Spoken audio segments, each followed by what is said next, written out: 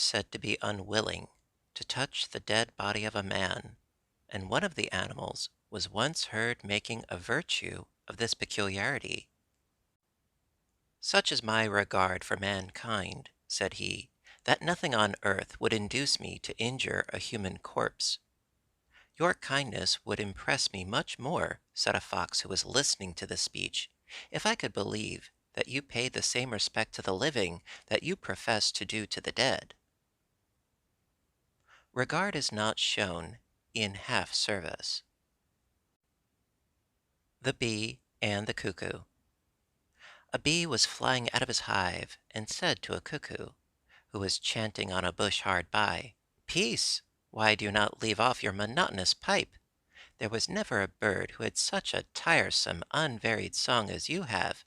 Cuckoo, cuckoo, cuckoo, and cuckoo again and again." "Oh," cried the cuckoo, "I wonder if you find fault with my note, which is as much varied as your labors, for if you had 100 hives to fill, you would make them all exactly alike. If I invent nothing new, surely everything you do is as old as the creation of the world." To which the bee replied, "I admit it, for in useful arts the want of variety is never in objection, but in works of taste and amusement monotony is of all things to be avoided."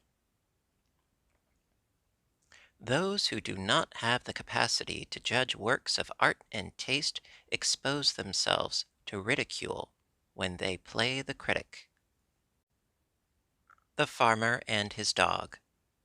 A farmer who had gone into his field to mend a gap in one of his fences found, at his return, the cradle in which he had left his only child asleep turned upside down, the clothes all torn and bloody, and his dog lying near it, besmeared also with blood. Thinking that the animal had destroyed his child, he instantly dashed out his brains with a hatchet in his hand. When turning up the cradle, he found his child unhurt, with an enormous serpent lying dead on the floor, killed by that faithful dog. He lamented that the beast's courage and fidelity in preserving the life of his son deserved another kind of reward. It is dangerous to give way to the blind impulse of a sudden passion.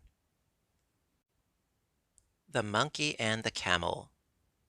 The beasts of the forest gave a splendid entertainment, at which the monkey stood up and danced. Having vastly delighted the assembly, he sat down amid universal applause. The camel, envious of the praises bestowed on the monkey, and desirous to divert to himself the favor of the guests, proposed to stand up in his turn, and dance for their amusement. He moved about in so utterly ridiculous a manner that the beasts, in a fit of indignation, set upon him with clubs, and drove him out of the assembly. It is absurd to ape our betters.